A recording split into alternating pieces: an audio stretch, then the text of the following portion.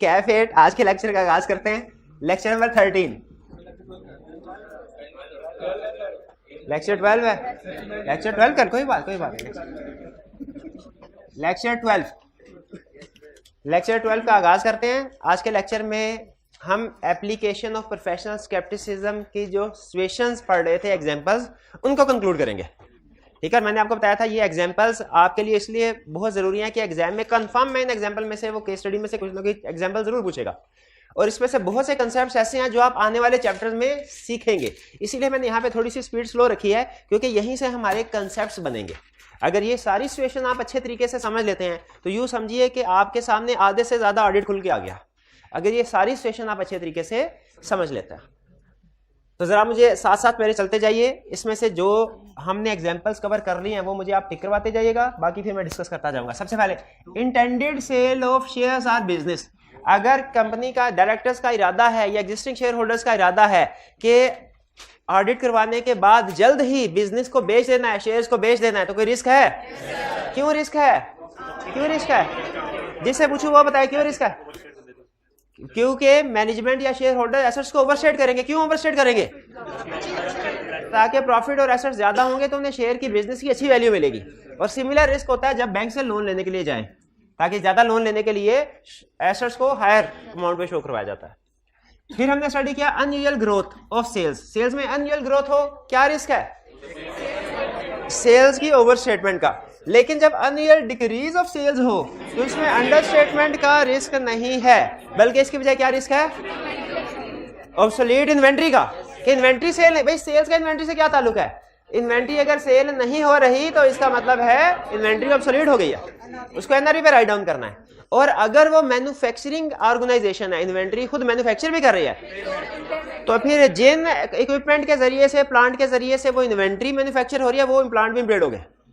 ये ध्यान में, इसका मतलब यह हुआ डिक्रीज इन सेल्स का इफेक्ट दो जगहों पे जाएगा, इन्वेंट्री पे भी और फिक्स एसेट्स पे भी। इन्वेंट्री भी ऑब्सोलीट हो गई, फिक्स एसेट भी इंपेयर हो गए। जब कभी डिक्रीज इन सेल्स हुआ तो इन्वेंट्री भी ऑब्सोलीट हो गई, फिक्स एसेट्स भी इंपेयर। इसकी इंडिकेशन है, ठीक है। फिर इसके बाद आगे चलते हैं, managements bonuses based on financial performance. अपना बोनस हासिल करने के चक्कर में मैनेज प्रॉफिट को ओवरशेट करी। अच्छा, इस रिस्क इफेक्ट किस एरिया पे जाएगा? Management bonuses based on financial performance. इसका इफेक्ट तो हर एरिया पे जाएगा, हर इनकम, हर एक्सपेंस पे, क्योंकि प्रॉफिट को ओवरशेट करने के लिए सीएफओ कोई भी इनकम को ओवरशेट कर सकता है और कोई भी एक्सपेंस को अंडरशेट कर सकता है। इसका इफेक्ट किसी एक आधे स्पेसिफिक एरिया पे नहीं है, बल्कि बहुत से एरियाज पे है, तकरीबन सारी फाइनेंशियल स्टेटमेंट पे है। तो जिस रिस्क का इफेक्ट किसी स्पेसिफिक एरिया पे हो उसे हम ऑडिट की लैंग्वेज में क्या कहते हैं? Risk at assertion level. और जिसका इफेक्ट बहुत से एरियाज पे हो फिर risk at financial statement level कहते हैं। ठीक है, तो ये ध्यान में रखिएगा, इनमें से कुछ रिस्क ऐसे हैं इक्का दुक्का जो risk at financial statement level. आगे चल, significant transactions at year end. Year end पे बड़ी बड़ी ट्रांजैक्शंस की गई हैं, इसलिए की गई, टारगेट्स को अचीव करने के लिए। ठीक है, टारगेट को अचीव। दुनिया में सबसे ज्यादा जो फ्रॉड होता है ना जिस ट्रांजैक्शन में, वो है सेल्स की ट्रांजैक्शन। इसलिए आपने देखा होगा जो रेवेन्यू के ऊपर बहुत से स्टैंडर्ड्स भी है, शायद काउंटिंग स्टैंडर्ड भी है, उसमें रिवीजन भी ज्यादा हो रही होती है। इसलिए कि रेवेन्यू हमारा most significant, most critical areas होता है नॉर्मली एक प्रॉफिट ओरिएंटेड एंटिटी में। तो जो सबसे ज्यादा सेल ट्रांजैक्शन होती है वो सेल्स की है। तो ये रेंट पे अगर क्लाइंट ने सिग्निफिकेंट सेल्स रिकॉर्ड की हो तो आपका रिस्क इंक्रीज होगा कि नहीं? कि शायद अपने टारगेट्स को अचीव करने के लिए, टारगेट पर प्रॉफिट को अचीव करने के लिए फेक सेल रिकॉर्ड कर रहे हैं। और खास तौर पे जब आपको पता चले ये रेंट के बाद ये सेल रिवर्स भी हो गई है, खास तौर पे जब पता चले तो फिर तो डबल कंफर्म हो गया कि ये फेक ट्रांजैक्शन थी जो बाद में रिटर्न हो गई है या रिवर्स हो गई। जी जी पूछिए। जी जी जी जी जी जी। अगर क्वेश्चन ये है कि अगर ये रेंट पे डिफेक्टिव इन्वेंट्री है, वो सेल कर दी मैनेजमेंट ने मिल मिला के किसी पार्टी के साथ, और बाद में ये रेंट के बाद इसको रिवर्स कर लिया, ये रेंट के बाद इसको रिवर्स कर लिया, तो ऑडिटर इसको कैसे डील करेगा? भाई यही क्वेश्चन है आपका यही क्वेश्चन है ना? चलिए ठीक, सुन लीजिए। सबसे पहले तो हम ये डिस्कस कर लेते हैं कि अगर इस तरह का इश्यू हुआ है तो ऑडिटर आइडेंटिफाई कैसे करेगा कि कोई डिफेक्टिव इन्वेंट्री रिटर्न की गई है।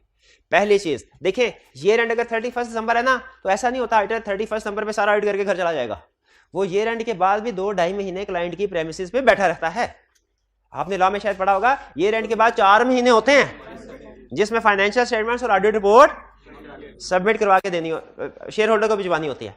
तो ऑडिटर ईयर एंड के बाद तो जो 1.5-2-2.5 महीने वो बैठा हुआ है, इस अरसे में जो सेल्स रिटर्न हो रही होंगी उसे उनका पता चल जाएगा कि नहीं। तो एक तरीका तो यह है कि अगर डिफेक्टिव सेल्स क्लाइंट ने की हुई है या फेक सेल की हुई है, तो ईयर एंड के बाद रिटर्न्स ऑडिटर देख लेगा बड़ी बड़ी रिटर्न कौन सी है जो अब नॉर्मल है, वहां से आइडेंटिफाई हो जाएगी, पहली चीज। दूसरी चीज, बाज़ औक़ात ऑडिटर जब ईयर एंड पे डेटर्स को कंफर्मेशन लेटर सेंड करता है ना, ये पूछने के लिए कि आपने इस कंपनी के कितने पैसे देने हैं, आपने इस कंपनी के कितने पैसे देने, ये पूछना चाहिए ना ऑडिटर, कंफर्मेशन लेटर सेंड। तो उसमें डेटर बता सकता है कि भाई मैंने इतने पैसे नहीं देने, और आगे रीजन लिखेगा, इन्होंने 2 मिलियन की इन्वेंट्री तो मुझे 2 नंबर बेच दी थी, वो डिफेक्टिव थी, वो इन्वेंट्री थी ही नहीं जो मैंने ऑर्डर की, वो मैंने रिटर्न कर दिया। तो उस कंफर्मेशन से भी ऑडिटर को पता चल जाएगा कि ईयर एंड पे कोई डिफेक्टिव इन्वेंट्री सेल की गई है जो ईयर एंड के बाद रिटर्न हो गई है। तो पहली चीज, ये कैसे प्रोसीजर परफॉर्म करके पता चलेगा कि डिफेक्टिव इन्वेंट्री सेल की गई है, पता चल गया। अब दूसरा सवाल यहां पे क्या राइज होता है, दूसरा सवाल ये था, बस थोड़ी सी जरा खोल दीजिए, ऊंची कर दे। दूसरा सवाल यहां पे ये राइज होता है कि जब पता चल गया डिफेक्टिव इन्वेंट्री क्लाइंट ने की है, तो ऑडिटर ने करना क्या है? याद रखिए 2 चीजें करनी है। जिस स्टूडेंट को दोनों चीजें याद होंगी इंशाल्लाह एग्जाम में पास होगा। 2 चीजें कब? जब पता चल जाए क्लाइंट ने कोई डिफेक्टिव इन्वेंट्री की सेल की थी ईयर एंड पे, जो ईयर एंड के बाद रिटर्न हो गई, ऑडिटर ने 2 चीजें करनी है। पहली चीज, ईयर एंड पे जो सेल है उसको रिवर्स करवाना, क्योंकि ये जेन्युइन सेल नहीं है, ईयर एंड पे सेल को। दूसरा काम क्या करना है भला?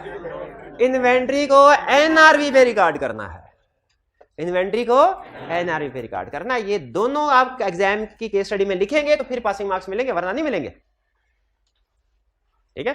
और यहां पे स्टूडेंट ये पूछता है, अभी आगे ना स्टूडेंट ने, अभी एग्जाम में नहीं पूछता लेकिन स्टूडेंट ने प्रैक्टिस का कंसेप्ट जेन में रख के पूछा, सर जो इन्वेंट्री को एनआरवी पे राइट डाउन करना है, कौन सी इन्वेंट्री जो रिटर्न हुई है वो वाली के जो पड़ी हुई है हमारे पास वो भी सारी इन्वेंट्री? डिपेंड करता है डिफेक्ट के ऊपर। अगर वो मैन्युफैक्चरिंग डिफेक्ट है तो फिर सारी की सारी करनी पड़ेगी, और अगर वो वैसे कोई तोड़फोड़ मिस हैंडलिंग की वजह से, लोडिंग अनलोडिंग की वजह से डिफेक्ट हो गया तो फिर सिर्फ उसी इन्वेंट्री को करना पड़ेगा। मैं क्लियर हुई है बात? आगे चलते हैं। ये significant transaction at year end समझ आ गई आपको? इसमें खास तौर पे हमें रिसर्च क्या बताती है, सबसे ज्यादा कौन सी ट्रांजैक्शन ईयर एंड में रिकॉर्ड की जाती है? सेल्स। लेकिन ये बाकी ट्रांजैक्शन पे भी अप्लाई होता है। इंपोर्ट एंड एक्सपोर्ट्स ये नहीं पता? अच्छा, आपको पता है इंपोर्ट्स और एक्सपोर्ट जो पाकिस्तान में होते हैं वो ज्यादातर किस करेंसी में होते हैं? डॉलर में होते हैं। तो लेकिन फाइनेंशियल स्टेटमेंट तो पाक रुपीज में बनती है, तो हमने डॉलर की ट्रांजैक्शन को कन्वर्ट करना होता है पाक रुपीज में, पाक रुपीज में।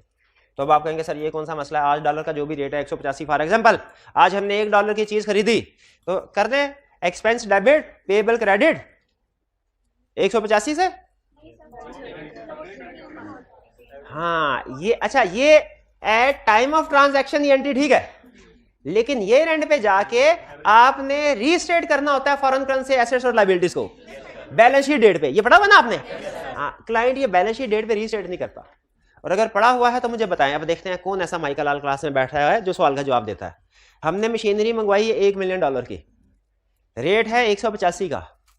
जिस दिन मशीनरी मंगवाई 30 नवंबर को, उस दिन 185 million machinery debit, 185 million payable credit. ये एंड आ गया, डॉलर का रेट पहुंच गया 200 पे। बताइए कुछ करना है कि नहीं करना? 15 मिलियन की एंट्री पड़ेगी, 15 मिलियन से लायबिलिटी क्रेडिट हो जाएगी, बढ़ जाएगी ना। अब 200 मिलियन पे आ जाए। डेबिट क्या होगा? एसेट डेबिट होगा कि एक्सपेंस? एक्सपेंस होगा। कितने स्टूडेंट का ख्याल है एसेट होगा, कितनों का ख्याल एक्सपेंस होगा? शाबाश, वही एक्सपेंस ही होगा लॉस में, बिल्कुल ठीक है, एक्सपेंस ही होगा। ये आपने पढ़ा हुआ है, बिल्कुल ठीक है शाबाश। इसमें इंपोर्ट एक्सपोर्ट में रिस्क, एक छोटा रिस्क होता है क्या? एक छोटा रिस्क होता है क्या कि जो ये एंड पे इंपोर्ट और एक्सपोर्ट कर रहे हैं ना, आपको पता है समंदर के जरिए होती है, तो कुछ गुड्स इन ट्रांजिट होंगी, वो हो सकता है अप्रोप्रिएटली रिकॉर्ड ना की गई हो। एक रिस्क, लेकिन ये रिस्क छोटा है। बड़ा रिस्क पता है क्या इंपोर्ट एक्सपोर्ट में? कि जो फॉरेन करेंसी ट्रांसलेशन है उसको एक्सपेंस में रिकॉर्ड नहीं किया गया होगा। फॉरेन एक्सचेंज डिफरेंस को एक्सपेंस में रिकॉर्ड नहीं किया गया होगा जो आपने करना। यानी क्लाइंट ने 185 की ही एडजस्टमेंट डाली होगी, उसको 200 मिलियन पे नहीं लेके गए होंगे। बैलेंस शीट डेट पे जो लायबिलिटी पे करनी है, डॉलर का रेट बढ़ने से उस लायबिलिटी को बढ़ जाना चाहिए कि नहीं बढ़ जाना चाहिए। क्लाइंट ने ये एडजस्टमेंट नहीं की होगी, या तो बिल्कुल ही नहीं की होगी, या की होगी तो एक्सपेंस की बजाय, गेन लॉस की बजाय की अमाउंट में करती होगी। यह है इंपोर्ट एक्सपोर्ट। समझ आई कहानी? आगे चलते हैं। कैश इज रिसीव्ड और पेड इन एडवांस। कैश जी। अकाउंटिंग किसकी अच्छी है क्लास? बताया मेरी अच्छी है, फिर आप तो बिल्कुल ही फारग है क्लास में। अच्छा, अकाउंटिंग बहुत से लोगों की अच्छी होगी, लेकिन कॉन्फिडेंस किसी का भी नहीं है, ये मैंने साफ लगा लिया। हाँ चलें।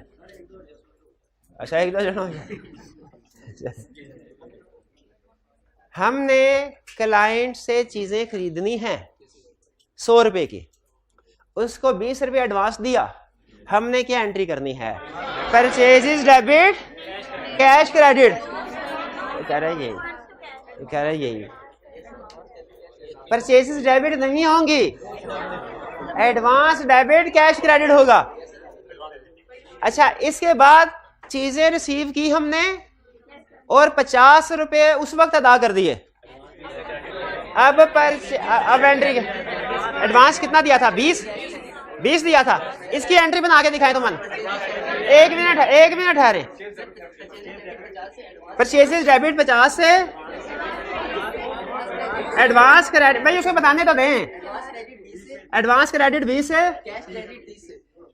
कैश क्रेडिट 30 से।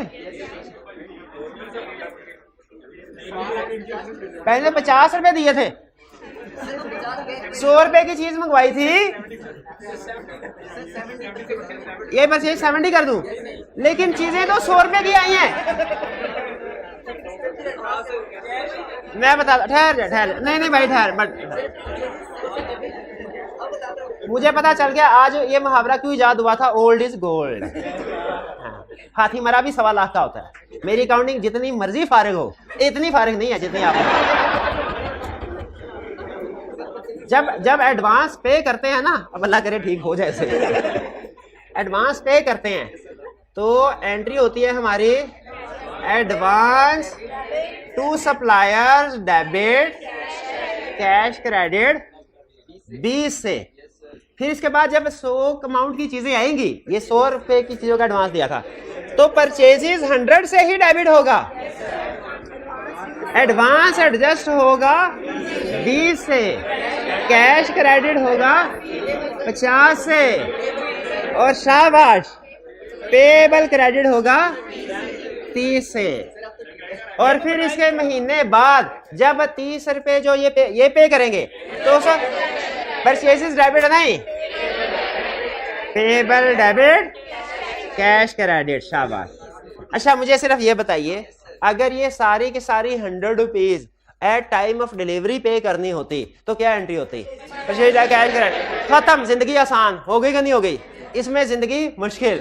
अगर एट टाइम ऑफ डिलीवरी सारी पेमेंट करनी है, जिंदगी आसान। इसीलिए वो कह रहा है यही सब कि अगर आपने सेल या परचेज की है और उसका कैश एडवांस में रिसीव, यानी सेल की है और कैश एडवांस में रिसीव किया है, या परचेज की है कैश एडवांस में पे किया है, तो ट्रांजैक्शन डिफिकल्ट हो जाती है। इसलिए कि नॉर्मली जो अकाउंटेंट्स होते हैं वो रिसीट्स और पेमेंट की बेसिस पे सेल परचेज रिकॉर्ड कर रहे होते हैं, हालांकि वो सेल परचेज अक्रूवल की बेस पे रिकॉर्ड होनी चाहिए जब चीजें रिसीट और डिस्पैच हो तब। प्रैक्टिस में पता क्या होता है, आप रेक्टिफिकेशन फाइल में भी ये पढ़ते रहे होंगे। प्रैक्टिस में ये होता है, वो कहता है 20 रुपए कैश दिया तो परचेज डेबिट कैश क्रेडिट 20 रुपए, डिलीवरी आई 100 रुपए की चीजों की 50 रुपए दिए तो परचेज डेबिट कैश क्रेडिट 50 रुपए, और बाद में 30 रुपीज दिया तो परचेज डेबिट कैश 30 रुपए। और फिर अकाउंटेंट कहता है सर देखें नेट इफेक्ट तो सेम ही है।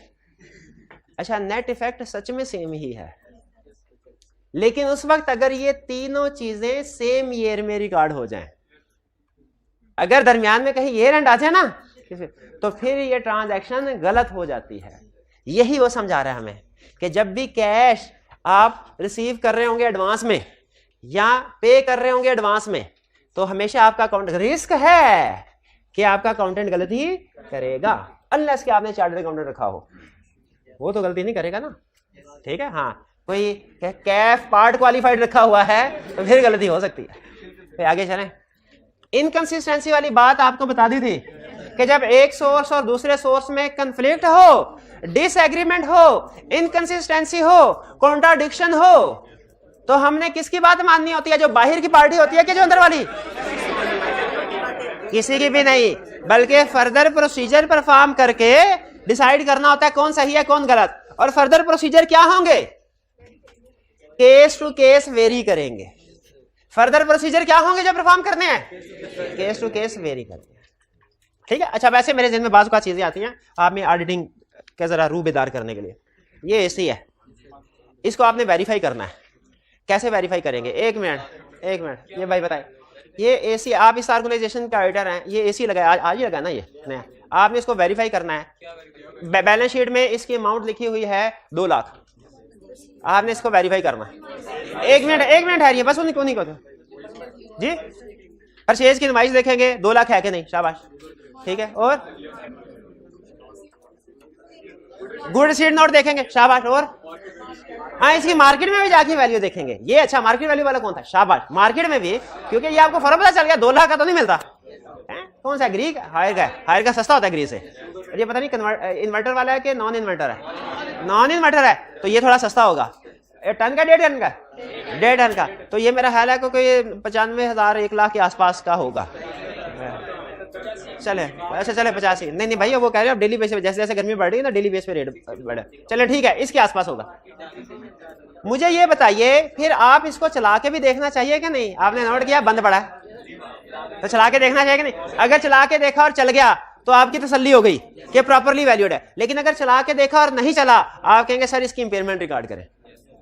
भाई ठीक है ना, वेरिफिकेशन कैसे चीजों की करनी है समझ आ रही है? चलिए शाबाश। Significant related party transaction, related party समझाया था क्या होती हैं?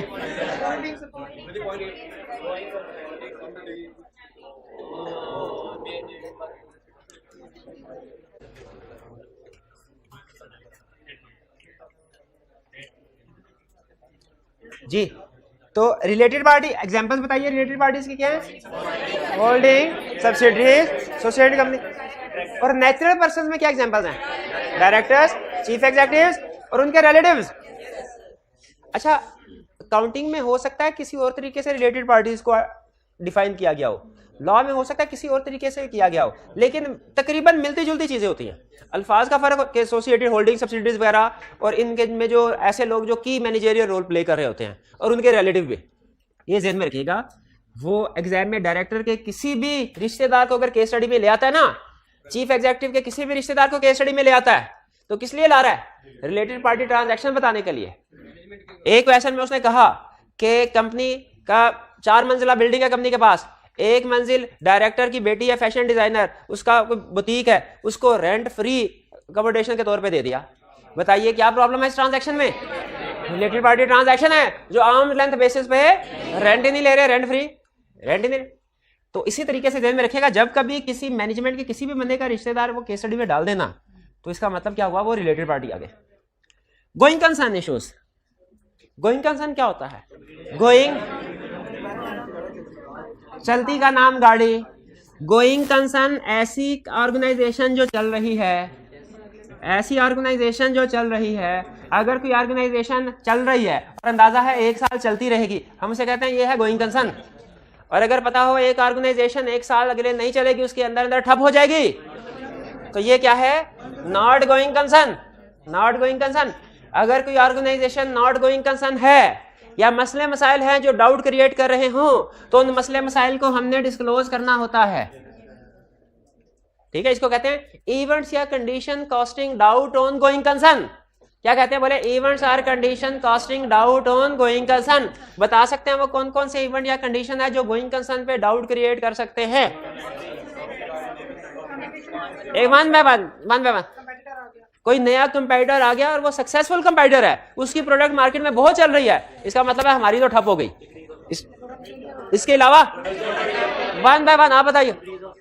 सेल्स डिक्रीज हो गई, सेल्स डिक्रीज हो रही हैं और प्रॉफिट भी कम हो रहा है, बल्कि लॉस हो गया। अच्छा याद रखिए, नॉर्मली एक साल लॉस होना सिर्फ, तो उससे गोइंग कंसर्न नहीं आता। लेकिन अगर कंटिन्यूसली 2-3 या कई सालों से लॉसेज आ रहे हैं ना, फिर गोइंग कंसर्न का इशू राइज होता है। ठीक है, फिर तो पक्का राइज होगा। तो कंटिन्यूइंग लॉसेज और क्या है, गवर्नमेंट लाइसेंस कैंसिल कर दे, सस्पेंड, एम्प्लॉइज तो छोड़ के जाते रहते हैं, की एम्प्लॉइज जिनके ऊपर ऑर्गेनाइजेशन डिपेंडेंट होती है वो छोड़ के चले जाए। ठीक है, लायबिलिटीज ज्यादा हो जाए और एसेट्स कम हो जाए, शाबाश। मेजर प्रोडक्ट आउटडेटेड हो जाए, ऑब्सोलीट हो जाए। लीगल केसेस बहुत ज्यादा, इतने एक्सेप्शनल केसेस कि अगर कंपनी हार गई तो पे भी नहीं कर, बिल्कुल ठीक है, शाबाश। ये सारे कंडीशंस हैं। ठीक है, जो डाउट क्रिएट केस स्टडी में जहां कहीं इनमें से कोई भी इवेंट या कंडीशन आ गया ना कि लॉसेस हैं, ठीक है, तो या इस तरह की कोई चीज और चीज, तो आपने फौरन फिर गोइंग कंसर्न की तरफ आ जाना। वो एक और होता है बड़ा, उसका आग लग जाए और आग लगने से एसेट्स जल जाए और इंश्योरेंस भी नहीं करवाई हुई, तो फिर गोइंग कंसर्न का इशू राइज होगा। आगे चलते, ये गोइंग कंसर्न और रिलेटेड पार्टी समझ आ गया। ये अभी सिर्फ आपको ब्रीफली बताया है, ये पूरा टॉपिक खुल के आगे आएगा, लेकिन उसकी जो मिख थी ना, जिसे कहते हैं मगज, वो सारा मैंने आपको बता दिया है कि इसके जो भी मसले मसाइल होंगे वो भी डिस्क्लोज करने हैं, और जो रिलेटेड पार्टी ट्रांजैक्शन होगी उनको भी डिस्क्लोज करना है, और चेक करना है वो आर्म लेंथ बेसिस पे हुई है कि नहीं रिलेटेड पार्टी ट्रांजैक्शन। आगे चलते हैं, significant income expense asset liabilities are based on estimate, ये तो बताया था ना कि हर वो इनकम एक्सपेंस जो एस्टिमेट पे बेस कर रहा है उसमें रिस्क है। ठीक है, मिस स्टेटमेंट का मैनेजमेंट अपने एस्टीमेट को रिवाइज कर सकती है बवक्ते जरूरत अपनी मर्जी के मुताबिक। ठीक है, अंदाजा ये ना कह सकते हैं हमारा अंदाजा चेंज हो गया। Significant deficiency in internal control, internal control weak होने से रिस्क बढ़ता है क्लास में कोई स्टूडेंट, ये जो पीछे 2 रोज हैं इनमें से कोई स्टूडेंट मुझे बता दे इंटरनल कंट्रोल वीकनेस की एग्जांपल।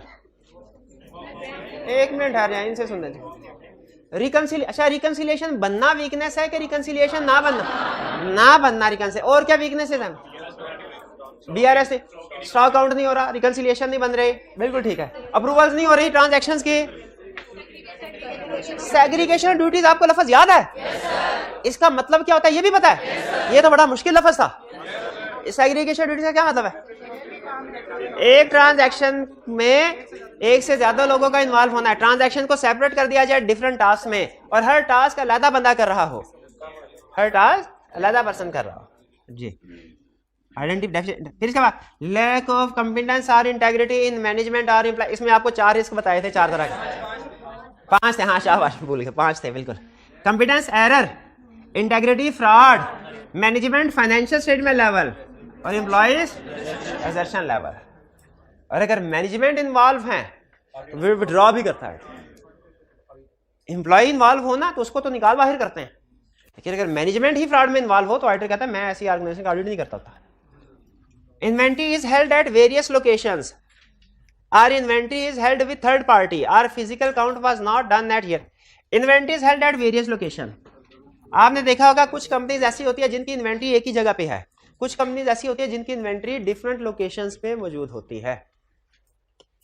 ठीक है, जैसे फर्ज कीजिए आप किसी गाड़ियां बनाने वाली कंपनी का ऑडिट करने के लिए जाएं तो मोस्ट प्रोबेबली उनकी जितनी भी गाड़ियां मैन्युफैक्चर्ड हुई हैं या हो रही हैं वो एक ही लोकेशन पे होगी, आपके लिए उसको फिजिकली वेरीफाई करना आसान होगा। लेकिन कुछ ऑर्गेनाइजेशंस ऐसी होती हैं जिनकी इन्वेंटरी मल्टीपल लोकेशंस पे होती हैं, जैसे कोई डिपार्टमेंटल स्टोर है, ठीक है, या जैसे कोई बेकरी, फॉर एग्जांपल ये लाहौर में गोरमे है। अब अगर इनकी आप इन्वेंटरी को वेरीफाई करने के लिए जाएं तो आपको एक जगह पे नहीं, आपको 50 जगह पे इन्वेंटरी वेरीफाई करना मुश्किल हो जाएगा। और प्रैक्टिस में पता क्या होता है, वो मिठाई वही होती है, आपको पहले एक बेकरी में चक्कर वाले थे सर ये फिजिकली वेरिफिकेशन कर ले इसके, और फिर आपको दूसरी एक गाड़ी दूसरी बेकरी की तरफ जा रही होती है आपको लेके, और दूसरी गाड़ी में वही मिठाई लोड करवा के आपसे पहले उधर पहुंचा देते हैं, दूसरी दफा आप फिर वही इन्वेंटरी काउंट कर लेते हैं। इवन 5-5, 6-6 दफा एक ही इन्वेंटरी चेक हो जाती है। ये प्रैक्टिस में, इसीलिए तो ये कहा गया है कि अगर क्लाइंट की इन्वेंटरी वेरियस लोकेशन पे है तो हमारा रिस्क ज्यादा है, उसमें रिस्क और मिसस्टेटमेंट ज्यादा है, क्योंकि उसको at the same time verify करना मुश्किल होगा। ठीक है, अच्छा आप साथ साथ प्रोसीजर भी सोच रहे हैं। उन्होंने कहा सर हम भी अपनी बहुत सी टीम भेज देंगे, बहुत सी टीम। अच्छा, इसके 2-3 तरीके हैं, इसके 2-3 तरीके। चलिए प्रोसीजर की भी साथ साथ आप बात कर रहे हैं तो प्रोसीजर की भी करते हैं। आप अगर इस कंपनी के ऑडिटर हो, इसकी इन्वेंटरी वेरियस लोकेशन पे है, आप एंगेजमेंट पार्टनर है, आप चाहते हैं कि इस तरह का फ्रॉड ना हो, क्या करेंगे? 1 बाय 1 एट ए टाइम कई लोगों को भेज देंगे, ठीक है, यानी साइमल्टेनियसली स्टॉक काउंट करेंगे एट एवरी लोकेशन, करेक्ट। लेकिन फर्ज कीजिए अगर आपके पास स्टाफ कम है, एलिमेंट ऑफ अनप्रेडिक्टेबिलिटी, बताएंगे नहीं, सरप्राइज विजिट करेंगे, उन्हें कहेंगे भाई ये हमारी मर्जी है, हम घूमते फिरते किसी भी लोकेशन पे पहुंच जाएंगे, आपने उधर इन्वेंटरी तैयार कर रखनी है। दूसरा तरीका ये भी है, तीसरा तरीका ये भी है, जो स्टॉक काउंट करें उसको एक एक चेक लगाते जाए। वही ये तो स्टॉक काउंट कर लिया है, अगर वही दोबारा हमारे सामने आ जाए, नहीं, हाँ ठीक है, क्लाइंट कहेगा नहीं ये आपके वाला चेक नहीं, ये इंटरनल ऑडिटर का था। तो हमें पता चल जाएगा। यानी इसको हम प्रैक्टिकली कहते हैं मार्क लगा देना, इन्वेंटरी आइटम्स के ऊपर निशान लगा देना, मार्कर से हम बात कर, डब्बे वाली जो इन्वेंटरी होती है ना उसके ऊपर साइड पे हम साइन कर लेते हैं, वो परमानेंट मार्कर से, ताकि वही डब्बे अगर दोबारा हमें किसी दूसरी जगह पे वो दिखाने की कोशिश करें तो हमें पता चल जाए कि इसके ऊपर हमने मार्क किया हुआ है, कोई ना कोई छोटा सा साइड पे मार्क, ये इन्वेंटरी काउंट कर चुके। ये नॉर्मली हम जो कीमती होते हैं लैपटॉप मोबाइल वगैरह की इन्वेंटरी को चेक करने के लिए जाते हैं, वहां पे हम इस तरह का काम करते हैं ताकि एक ही इन्वेंटरी हमें बार बार ना वो रीचेक करा। हाँ, बारकोड की मदद से भी कर सकते हैं उसका रिकॉर्ड मेंटेन करके। फिर इसके बाद अगला ये समझ आ गया आपको, वेरियस लोकेशन में इन्वेंटरी हो तो रिस्क है। फिर आगे inventory is held with third party. बात का ऐसा होता है इन्वेंटरी थर्ड पार्टी के पास है, क्लाइंट के पास नहीं है ना जी। बात क्लाइंट की इन्वेंटरी क्लाइंट के पास नहीं है, थर्ड पार्टी के पास। क्या पहले बताइए ऐसा पॉसिबल है? बिल्कुल पॉसिबल है। बात का सेल ऑन रिटर्न बेसिस होती है, बात का अरेंजमेंट होती है कि हमारे पास जगह नहीं है, कुछ अरसे के लिए आप अपने पास इन्वेंटरी रख लें, जब जगह बनेगी हम इन्वेंटरी मंगवा लेंगे। इस सूरत में कैसे इन्वेंटरी चेक करें? इसमें दो तरीके हैं। पहला तरीका ये है कि जिस जगह पे इन्वेंटरी पड़ी है उधर जाके चेक कर लें। दूसरा प्रोसीजर क्या होगा कि अगर वो दूर है तो कंफर्मेशन लेटर लिख के उस बंदे से पूछ ले कि आपके पास हमारे क्लाइंट की इन्वेंटरी पड़ी है। हाँ, इनवॉइसेस वगैरह भी चेक कर सकते हैं, बिल्कुल। फिर physical count was not done eight year and. ये तो भी कुछ 2-3 अटेम्प्ट पहले आएगा, आपने पूछा कि क्लाइंट ने 31 दिसंबर ईयर एंड था, इस पे स्टॉक काउंट नहीं किया, 15 जनवरी को स्टॉक काउंट किया, माइनस करेंगे, ठीक है, ये एक स्टेप था। लेकिन ये तो काउंटेंट वाला काम होता है ना, माइनस प्लस करना। ऑडिट वाला काम क्या है? जो ट्रांजैक्शन माइनस प्लस कर रहे हैं उनकी सपोर्टिंग डॉक्यूमेंट भी तो चेक करनी है कि वो ट्रांजैक्शन ठीक है कि नहीं, वो भी तो बताएं। सिर्फ ये ना कहें कि सर परचेजेस को लेस कर देंगे, ये भी बताएं सर पहले परचेजेस को वेरीफाई करने के लिए गुड रिसीट नोट देखेंगे, वेरीफाई हो जाए तो फिर लेस करेंगे। सिर्फ ये ना बताएं कि सेल्स जो है उसकी कॉस्ट को ऐड करेंगे, बल्कि ये भी बताएं सर सेल्स को वेरीफाई करने के लिए उसकी गुड डिस्पैच नोट देखेंगे। अकाउंटिंग में आप नंबर्स के ऊपर फोकस कर रहे होते थे, ऑडिट में आप एविडेंस के ऊपर फोकस कर रहे होंगे। सिचुएशन वही है अकाउंटिंग वाली, लेकिन हमारा फोकस एज ऑडिटर डॉक्यूमेंट्स के ऊपर होगा। जी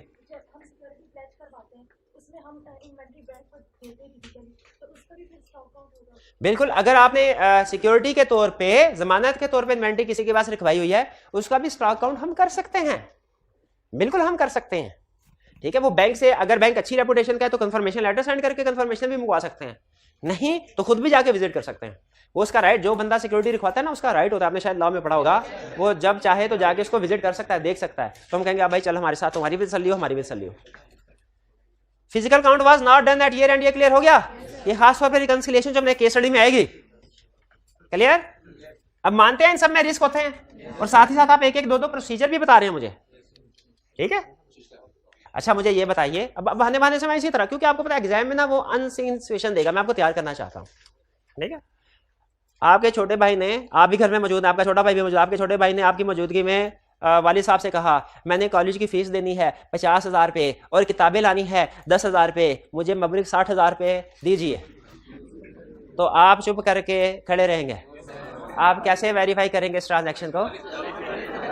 कॉलेज फीस आप कहेंगे फीस चेक कराओ, वाउचर चेक करवाओ, उसका वाउचर चेक कराओ 50,000 का। और ना सिर्फ ये कि वाउचर चेक कराओ, बल्कि जब पे कर लो ना उसके बाद स्टैंप लगा हुआ दोबारा चेक करवाना। और फिर किताबों के लिए क्या? रसीद। और जब वो आपको रसीद दिखाएगा आपने रसीद को थोड़ा सा फाड़ देना है, रसीद के ऊपर साइड पे थोड़ा सा क्रॉस लगा देना है। क्यों? महीने बाद दोबारा ना किताबों के पैसे मांग ले भाई ऐसे करना चाहिए कि नहीं करना चाहिए? एग्जैक्टली। और यही काम आपके वालिदैन को उस वक्त भी करना चाहिए जब वो आपको फीस दे रहे। हाँ जी बिल्कुल, ठीक है। आगे चलें।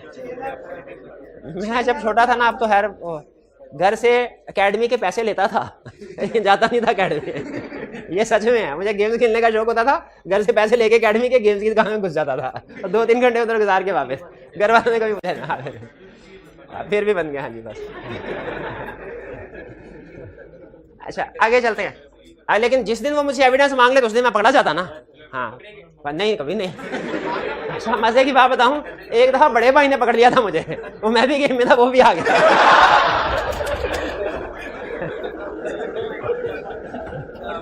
हाँ, फिर हमारे दरमियान एक रिलेटेड पार्टी एग्रीमेंट हुआ।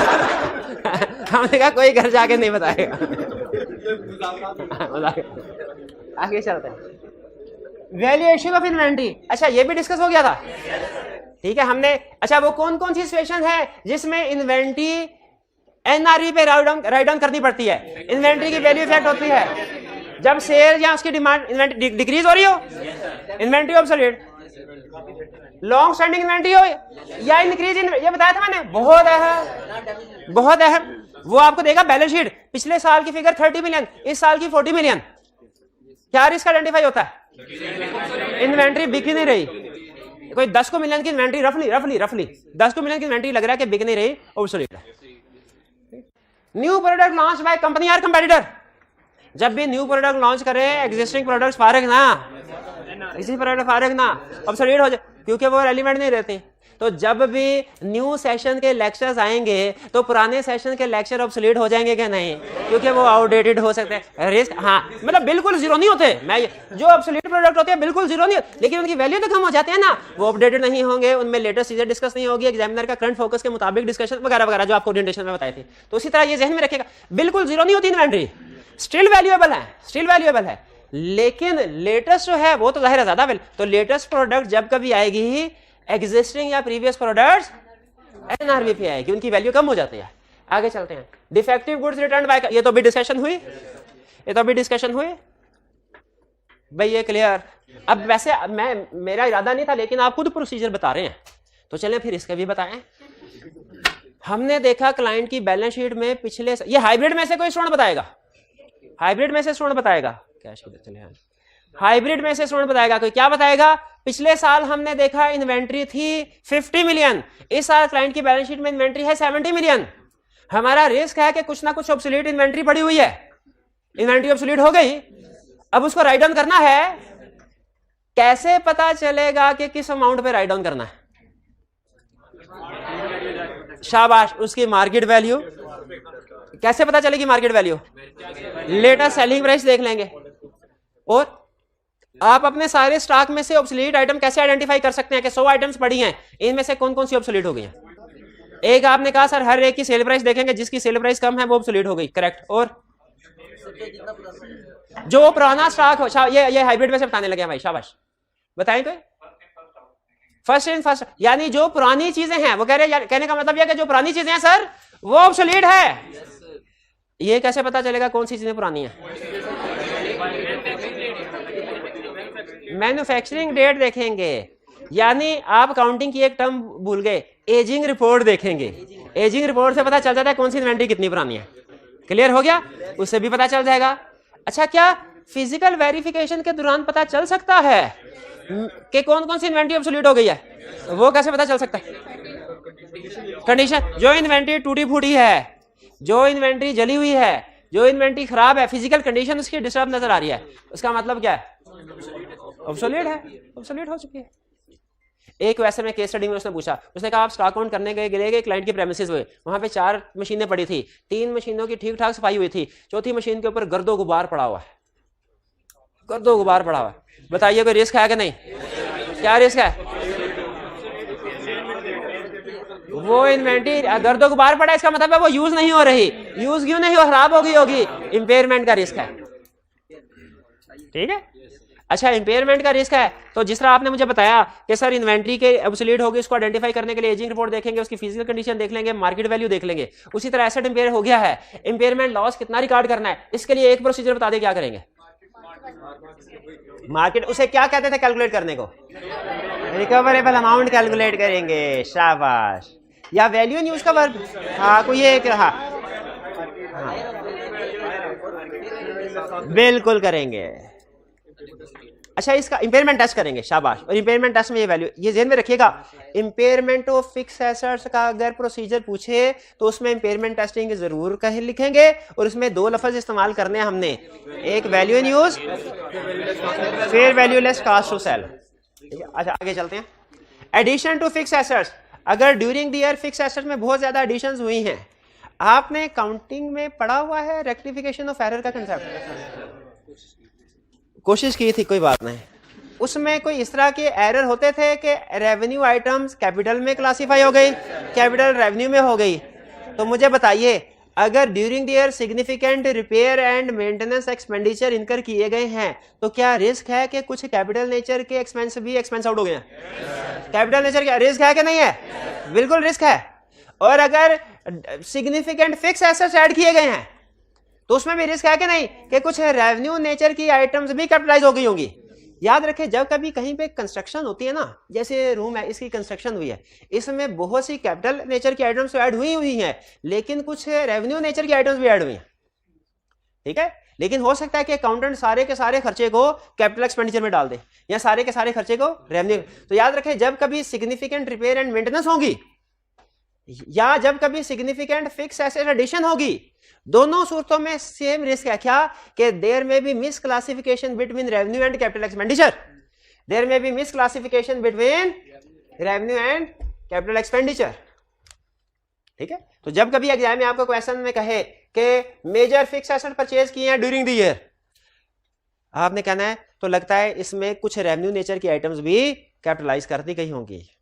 तो आईए 16 में क्वेश्चन भी होता था, मुझे याद है हमारे जमाने में करवाया करते थे कि एक फिक्स एसेट खरीदा, उसके ऊपर वो 8-10 नेचर के एक्सपेंसेस होते थे, कहते थे उसमें से कुछ एक्सपेंसेस ऐड करने थे, कुछ नहीं। तो आप उसमें बाज़-औक़ात गलती कर जाते थे ना कि रेवेन्यू, ये वही चीज कह रहा है कि जब कभी कंपनी फिक्स एसेट बाय करेगी तो बाय नेचर रिस्क होता है कि कुछ ना कुछ रेवेन्यू नेचर के एक्सपेंडिचर कैपिटलाइज हो गए होंगे, या कैपिटल नेचर के एक्सपेंसेस रेवेन्यू रिकॉर्ड होंगे, ठीक है। हमारा एक क्लाइंट था हॉस्पिटल, उन्होंने जिस साल का ऑडिट करे थे उस साल में एक नया उन्होंने डिपार्टमेंट कह लें बनाया था, एक डेंटल डिपार्टमेंट। तो उसमें हर चीज को उन्होंने, जैसे ही जो कॉन्ट्रैक्टर इनवाइस देता था ना, जो उसको कैपिटलाइज करते रहते थे। फिर हम गए, हमने वो इनवाइसेस निकलवाई, उनमें से देखना रेवेन्यू नेचर के एक्सपेंडिचर कौन कौन से हैं, ठीक है, उनको लैदा करवाया, फिर उसके बाद कैपिटल के उस पर रेक्टिफाइंग एंट्री पास करवाई। तो जब कभी क्लाइंट फिक्स एसेट परचेज करेगा ड्यूरिंग द ईयर, मिसक्लासिफिकेशन का रिस्क हो, या सिग्निफिकेंट कैपिटल एक्सपेंडिचर इनकर करेगा, ये है एक्सपेंडिचर इनकर कर रहा है, जैसे कंस्ट्रक्शन वगैरह कर रहा है, और ये क्या है, फिक्स एसेट परचेज कर रहा है। अब देखें, फिर अब आप चूंकि रिस्क के साथ साथ प्रोसीजर भी खुद बता रहे हैं, तो मुझे बताइए फिक्स एसेट परचेज किया क्लाइंट ने, उसमें आप कैसे वेरीफाई करेंगे? देखेंगे उसकी इनवाइस देखेंगे, उसका गुड शीट नोट देखेंगे, उसको भी फिजिकली जाके देख लेंगे मौजूद है कि नहीं, चला के देखेंगे सही चल रहा है कि नहीं, और फिर देखेंगे डेप्रिसिएशन उसकी सही कैलकुलेट हो रही है कि नहीं।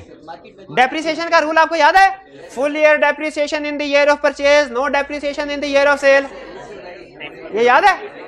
ये तो नहीं होता था। अब मंथ वाली भी नहीं है, और डे वाली है, date. Asset start, depreciation start होती है from the date when asset is available for use, तो ये डे से होती है भाई। परसों तक मंथ में थी, कल रात को ही मेरा हाल है डे वाली हुई। बहरहाल चले, इसको छोड़े, मंथ या डे, जब एसेट अवेलेबल फॉर यूज है तब से रिकॉर्ड होनी है, ये चेक करना, ठीक है, ठीक। Revaluation of property plant equipment, ये भी हमने डिस्कस किया था। अगर क्लाइंट ने, ये भाईजान बताएंगे मुझे, क्लाइंट ने अपनी प्रॉपर्टी को रीवैल्यू करवाया हुआ है, रिस्क है, क्या रिस्क है कि उसने वैल्यूएशन गलत रिकॉर्ड की होगी, अपनी मर्जी के बंदे से अपनी मर्जी की वैल्यू रिकॉर्ड करवाई होगी। आपके पास दो एविडेंस क्या होंगे जब कभी? नंबर एक एविडेंस, एक्सपर्ट को चेक करना है वो सही है कि नहीं बंदा, दूसरा उसकी वैल्यूएशन रिपोर्ट को चेक करना सही है कि नहीं। वैल्यूएशन रिपोर्ट में assumptions देखेंगे, और एक्सपर्ट में क्या देखेंगे? उसकी इंडिपेंडेंस, उसकी कॉम्पिटेंस, कैपेबिलिटी, ये देखेंगे। क्लियर? अच्छा, क्लोजर ऑफ फैक्ट्री, हाँ, अगर तो एक ही फैक्ट्री है तो गोइंग कंसर्न आ गया, एक से ज्यादा है तो फिर गोइंग कंसर्न का रिस्क नहीं आया। कौन सा रिस्क आया? कौन बताया था रिस्क? कौन सा रिस्क आया? आप बताइए कौन सा रिस्क क्लोजर ऑफ फैक्ट्री में? दो रिस्क कौन से आए? कुछ नहीं पता। एंड वाले भाई कौन सा रिस्क है? क्या कौन सा रिस्क है बताए? बोले बोले बोले शाबाश। रीस्ट्रक्चरिंग प्रोविजन, वाह शाबाश शाबाश। प्रोविजन फॉर रीस्ट्रक्चरिंग पढ़ा था ना एक, ये तो रीस्ट्रक्चरिंग तो मतलब जो एम्प्लॉइज जिनको निकालना है ना उनको जो कंपनसेशन पे उसके प्रोविजन रिकॉर्ड करो। एक ये तो हो गया एम्प्लॉइज वाला रिस्क। एक और रिस्क भी था फिक्स एसेट्स वाला, क्योंकि अब वो फिक्स एसेट आपके फिक्स एसेट नहीं रहे, करंट बन गए। क्यों करंट बन गए? अब उनको बेचना है। उसके लिए लैदा से एक स्टैंडर्ड लैदा से रूल है क्या कि जो फिक्स एसेट बेचने हैं उनको फिक्स में नहीं रखना, करंट में रखना है और उसको फेयर वैल्यू पे रिकॉर्ड करना है। ठीक है, चलें अब आगे प्रोसीजर की तरफ आ जाते हैं। आपने क्लाइंट की बैलेंस शीट देखी, उस पर लिखा हुआ था assets held for sale 50 million. आपने पूछा 50 मिलियन कहां से? हमने कहा सर फैक्ट्री बंद किया, ये वो वाले एसेट्स थे और ये वैल्यू की रिपोर्ट मौजूद है। जी बताइए क्या प्रोसीजर परफॉर्म करेंगे? मार्केट यानी वैल्यूएशन रिपोर्ट चेक करेंगे वैल्यूअर की, शाबाश। और उस वैल्यूअर को भी तो चेक करना है। दो और डेप्रिसिएशन नहीं चेक करनी, डेप्रिसिएशन नहीं चेक, क्योंकि अब उन एसेट को यूज कर ही नहीं रहे। अब तो वो करंट एसेट बेचना है, जो चीजें बेचनी होती है उनके ऊपर डेप्रिसिएशन नहीं होती। जी इंपेयरमेंट नहीं, क्योंकि वो फेयर वैल्यू के ऊपर आ गया है। जो भी इंपेयरमेंट वगैरह हुई होगी वो फेयर वैल्यू के एडजस्टमेंट में ऑटोमेटिकली रिकॉर्ड हो गई होगी। क्या आपको यह देखना चाहिए कि जो fix assets held for sale में रखे हुए हैं वो बंद है के चल रहे हैं? वो बंद है के चल रहे हैं, ये देखना चाहिए कि नहीं? अच्छा, किस केस में आपके साथ मिस स्टेटमेंट होगी? अगर चल रहे होंगे तो चल रहे होंगे, इसका मतलब है क्लाइंट उसको यूज कर रहा है, लेकिन डेप्रिसिएशन को अवॉइड करने के लिए या करंट रेशो को इंप्रूव करने के लिए उसने उसे हेल्ड फॉर सेल में शो कर दिया। भाई क्लियर हुई है बात? Clear of fact. फिर प्रोविजन फॉर वारंटी, ये तो डिस्कस हो गया मेरा ख्याल है कि जब वारंटी पीरियड इंक्रीज कर देंगे, 3 साल से बढ़ा के 5 साल करें तो प्रोविजन भी इंक्रीज, और 5 साल से कम करके 2 साल कर दें प्रोविजन भी डिक्रीज। या जब नंबर ऑफ कंप्लेंट्स बढ़ जाए प्रोडक्ट के बारे में, इन्वेंटरी ऑब्सोलीट, और जब कंप्लेंट्स ना बढ़े बल्कि एक्सीडेंट्स बढ़ जाएं फिर सिंपल वारंटी प्रोविजन इंक्रीज नहीं। देखिए कंप्लेन में और एक्सीडेंट में फर्क है ना, एक्सीडेंट में फर्क है। एक्सीडेंट में तो आप कंपनी के खिलाफ लीगल केस करेंगे कि प्रोडक्ट ऐसे ही है, हाँ जी बिल्कुल, लिटिगेशन वाला भी पॉइंट आएगा, ये बहरहाल केस स्टडी में बता देगा। ओनरेस कॉन्ट्रैक्ट, ये तो आपको पता ही होगा नहीं? बस प्रूडेंस कंसेप्ट आपको पता है क्या होता है? क्या यानी एक्सपेक्टेड इनकम है तो नो रिकॉर्ड, एक्सपेक्टेड लॉस है तो यस रिकॉर्ड। अच्छा, ओनरेस कॉन्ट्रैक्ट कहते हैं, इसके साथ लिख लें is equal to loss making contract. ऐसा कॉन्ट्रैक्ट जिस पे लॉस हो उसे कहते हैं onerous contract, loss making contract. CAF 4 पढ़ा हुआ आपने? कंपनी लॉ नहीं, बिजनेस लॉ पढ़ा? अच्छा, उसमें एक कंसेप्ट था ब्रीच ऑफ कॉन्ट्रैक्ट, जिसमें कहता था ए ने बी के साथ एग्रीमेंट किया, वो 1000 रुपए पे चीज सप्लाई करेगा, लेकिन ड्यू डेट पे आके वो चीज 1200 की हो गई, और ए ने बी से कहा मैंने नहीं सप्लाई करनी, सुपर विनिंग इम्पॉसिबिलिटी हो गई, जो करना है कर लो। याद है क्यों? वो क्यों सप्लाई करने से एग्रीड, हालांकि एग्रीमेंट सप्लाई करने से क्यों इनकार कर देता था? क्योंकि उसको उसके ऊपर लॉस हो रहा होता था। ऐसे कॉन्ट्रैक्ट को कहते हैं ओनरेस कॉन्ट्रैक्ट। लेकिन याद रखिए, एक दफा कॉन्ट्रैक्ट हो जाए तो आप उससे मुकर, हम उसमें जवाब में लिखा करते थे इस भाई को अब ब्रीच ऑफ कॉन्ट्रैक्ट की वजह से दूसरे बंदे को पेनल्टी पे करनी पड़ेगी, या तो वो चीज खरीद कर या वो पैसे दे, जो 200 रुपए का ऊपर फर्क है। ओनरेस कॉन्ट्रैक्ट ऐसा कॉन्ट्रैक्ट है जो लॉस मेकिंग हो। अगर कॉन्ट्रैक्ट प्रॉफिट मेकिंग है ना, उसको रिकॉर्ड नहीं करना, लेकिन कॉन्ट्रैक्ट लॉस मेकिंग है उसको रिकॉर्ड करना है, उसमें जितना एक्सपेक्टेड लॉस होगा उसको रिकॉर्ड करना है। एक केस स्टडी में उसने कहा कि आपके क्लाइंट ने अपने कस्टमर के साथ एग्रीमेंट किया कि वो उसको 10 रुपए में एक चीज सप्लाई करेगा। जिस वक्त एग्रीमेंट हुआ उस वक्त इस चीज की कॉस्ट थी 8 रुपए, और जब ड्यू डेट आई तो उस चीज की प्राइस हो गई 12 रुपए। 12 रुपए। अब यहां पे क्वेश्चन साइलेंट है। अब आगे अगला पॉइंट शुरू हो गया। बताइए क्या प्रोविजन रिकॉर्ड करनी बनती है? क्योंकि अब लॉस होगा, 2 रुपए का लॉस होगा, क्या प्रोविजन रिकॉर्ड करनी बनती है? जो एवरेज स्टूडेंट है उसने कहा यस प्रोविजन रिकॉर्ड, जो फेल होने वाला स्टूडेंट है उसने कहा कुछ भी नहीं होगा, अभी तो कॉन्ट्रैक्ट की जो है वो ड्यू डेट नहीं आई। लेकिन याद रखिए अगर एक्सपेक्टेड है ना रिकॉर्ड कर लेंगे उसी वक्त, फेल होने वाले का ड्यू डेट, पास होने वाले स्टूडेंट ने कहा ड्यू डेट नहीं भी आई, एक्सपेक्टेड लॉस है, रिकॉर्ड करना है, ओनरस कॉन्ट्रैक्ट है। जो कंफर्म पास होने वाला स्टूडेंट था उसने कहा पहले एग्रीमेंट देखा जाएगा कि उसमें कोई पेनल्टी क्लाज है कि नहीं है एग्रीमेंट तोड़ने पे। अगर एग्रीमेंट तोड़ने पे कोई पेनल्टी क्लाज नहीं है तो इस एग्रीमेंट को तोड़ दिया जाएगा और कोई प्रोविजन रिकॉर्ड करने की जरूरत नहीं है। और अगर एग्रीमेंट में पेनल्टी की क्लाज है तो फिर देखा जाएगा एग्रीमेंट तोड़े तो पेनल्टी कितनी बनती है और एग्रीमेंट पूरा करें तो नुकसान कितना होता है। दोनों में से जो कम है वो कर लो। बात समझ आ रही है? ये थोड़ा मुश्किल कंसेप्ट है लेकिन चूंकि आप चीजें समझ रहे हैं इसलिए समझा रहा हूं। कुछ भी समझ नहीं आया तो गोली मारे। सिर्फ इतने बात ध्यान में रखें, onerous contract is equal to loss making contract, जिसका लॉस रिकॉर्ड करना है। प्रूडेंस कंसेप्ट कहता है expected loss should be recorded. Clear? There is dispute with major debtor, ये आपको बता दिया था। लड़ाई होगी तो पैसे गए, पैसे गए। और अगर उसमें यह भी कहते हैं डिस्प्यूट आपके प्रोडक्ट के खराब होने की वजह से हुआ है तो फिर डेटर के साथ साथ इन्वेंट्री में। पेंडिंग लिटिगेशन अगेंस्ट कंपनी, ये भी बताया था क्या? पेंडिंग लिटिगेशन में सबसे अहम एविडेंस क्या होता है? लॉयर। लॉयर से कंफर्मेशन लेटर सेंड करके पूछते हैं केस हारेंगे कि जीतेंगे। अगर लॉयर कहे केस हारेंगे तो उसकी प्रोविजन रिकॉर्ड होती। लॉयर अगर कह दे कि हार जाएगी कंपनी, शाबाश शाबाश, प्रोविजन रिकॉर्ड करेंगे। और अगर लॉयर कहे कि कंपनी जीत जाएगी, डिस्क्लोजर देना है, यानी कुछ ना कुछ लाजमी करना है, डिस्क्लोजर देना। और क्लाइंट पता क्या करता है? जब प्रोविजन रिकॉर्ड करनी होती है तब डिस्क्लोजर दे देता है और जब डिस्क्लोजर रिकॉर्ड करना होता है कहता है कुछ भी नहीं करना। ठीक है क्लाइंट। और अदर रिस्क क्या है? Risk of inappropriate treatment of contingent liability. Contingent liability को सही रिकॉर्ड नहीं किया, ये कंटिंजेंट लायबिलिटी। अगर केस हार रही हो कंपनी तो वो प्रोविजन कहला, और अगर केस जीत रही हो उसे कंटिंजेंट लायबिलिटी कहते हैं। उसे क्या कहते हैं? अगर कंपनी केस जीत रही है उसे क्या कहते हैं? जो डिस्क्लोज करते हैं ना। हैरान क्यों हो रहे हैं? ये कंटिंजेंट लायबिलिटी का लफ्ज काउंटिंग में नहीं पड़ा हुआ। कंटिंजेंट एसेट नहीं है, लायबिलिटी है। लायबिलिटी की बात कर रहा हूं, एसेट भी हो सकता है। इनएप्रोप्रिएट ट्रीटमेंट, यानी जहां पे डिस्क्लोज करना था वहां disclose. Restricted time schedule for audit, client कहे आपके पास सिर्फ 10 दिन है, ठीक है, करके ऑडिट फुड़काओ। आपने कितने पैसे दिए हैं? ये 18,000 दिया ना इस सेशन का, ठीक है। अगर आपको ऑप्शन दे दी जाए भाई 10,000 वाली ऑप्शन भी है, 10,000 में आ जाओ, ठीक है। और प्रिंसिपल अब मैं आपको तरीका बार बता दूं हमारे क्या मतलब जनरली क्या होते हैं हमारे में। 10,000 में घेर लें स्टूडेंट, घेर लिया। अच्छा अब उसके बाद अब मैं क्या करूँ? प्रिंसिपल साहब मुझे कहेंगे पढ़ाना भी जरूर है। मैं क्या करूँगा? ज़रा मेरा तरीका वारदात देखिएगा। मैं कहूँगा 18,000 की फीस में मेरे 100 लेक्चर्स हैं, अब फीस 9,000 हो गई है तो 50 लेक्चर में कहूँगा सही है सर निपटा देंगे।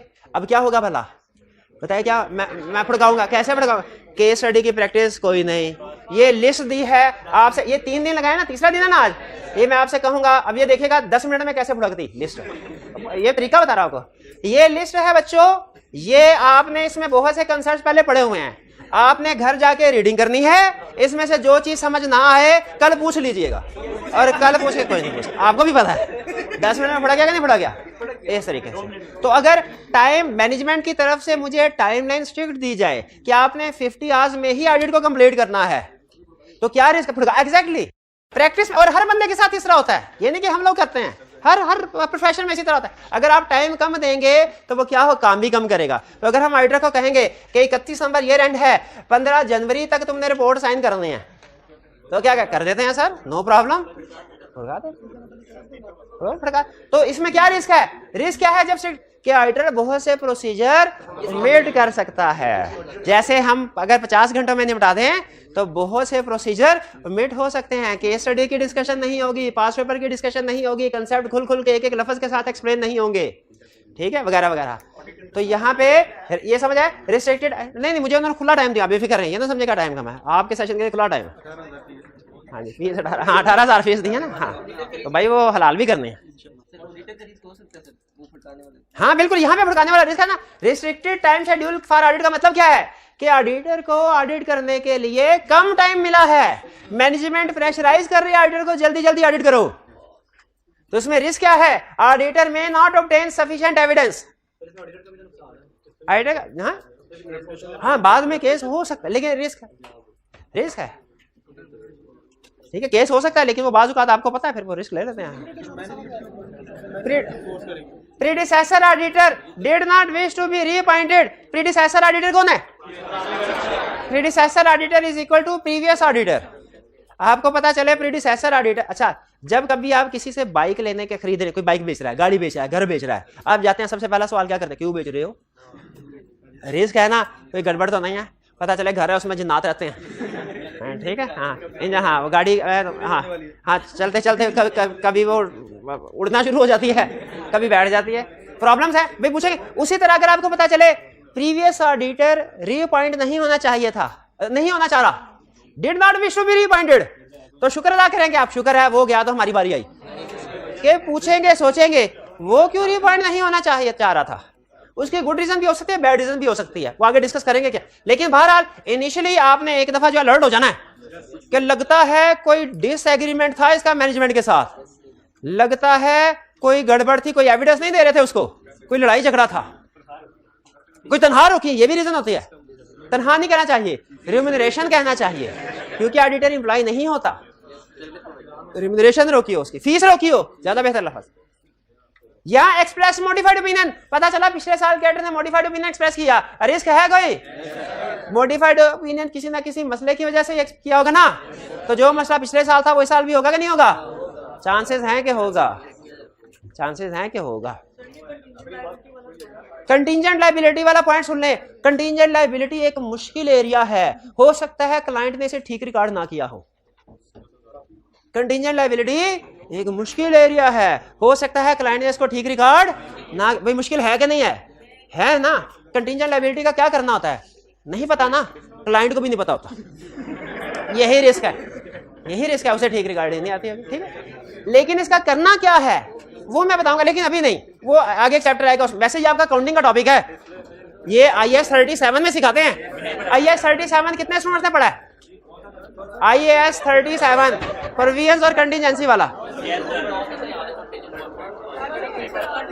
नहीं, बेफिक्र है, मैं समझाऊंगा, मैं ये नहीं कह रहा पढ़ने, समझाऊंगा, मुझे पता है जिन्होंने पढ़ा है वो भी फारग भूल गए। ओ भाई बैठ, पकड़ इसको, पकड़ लो।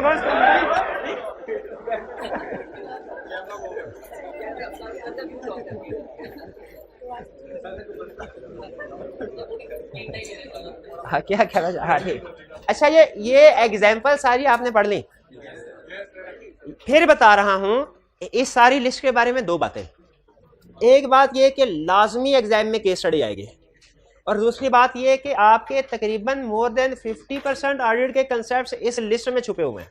आगे चल के आपने इनको डिटेल में स्टडी करना है, इसलिए जिस स्टूडेंट ने ये लिस्ट अच्छे से समझ ली, आधा ऑडिट उसने समझ लिया, और जिसको समझ नहीं आई, जिस फर्ज करें कोई स्टूडेंट जिसको एक पॉइंट भी समझ नहीं आया, कोई इशू नहीं है, ये आगे चल के दोबारा आने हैं डिटेल में तब समझ लेंगे। लेकिन कोशिश करें अगर अभी समझ लेंगे ना तो बाद की जिंदगी आपकी आसान हो जाएगी। तो कोशिश करें सारे ना सही 70% कम से कम लिस्ट की आइटम आप समझ लें, 70% आगे चल के फिर हमारे लिए काफी हेल्पफुल हो जाएगा। ये मैंने 3 दिन जो इसके ऊपर लगाए हैं ना, बिला वजह नहीं लगाए, ये मुझे पता है आइंदा आने वाले दिनों में इसका कितना इफेक्ट होगा, कितना फायदा होगा। ठीक है जी, चलिए 0.5 इंपॉर्टेंट हो गया, डिस्कस किया था अभी। चलिए जी, आज का लेक्चर यहाँ पे खत्म करते हैं हम। अल्लाह हाफिज।